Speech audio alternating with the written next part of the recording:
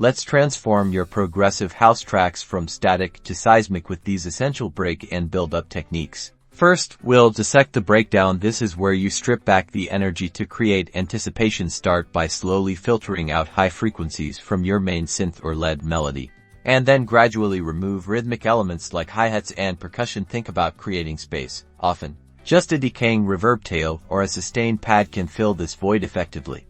To enhance the suspense, introduce risers and white noise sweeps. Drawing automation on a volume or filter cutoff of a noise channel is a classic method. Start the noise very subtly, perhaps with a compressed, filtered sound, and gradually open up the filter and increase the volume as your build progresses. Now for the build-up. This is the crucial phase leading to the drop. Increase the tempo slightly if desired, but more importantly, layer in increasingly energetic rhythmic elements. Bring back kick drums, perhaps starting with a sparse pattern and building to a 4/5 flare. Add snare rolls that increase in speed and intensity. Synthesizers are key here. Introduce a respace that gradually opens its filter, or a stuttering synth stab that repeats faster and faster. Pitch automation on a synth is also incredibly powerful. As you ascend in pitch, the tension naturally builds. Experiment with layered synth lines that introduce new harmonic elements as the build progresses, raising the overall energy.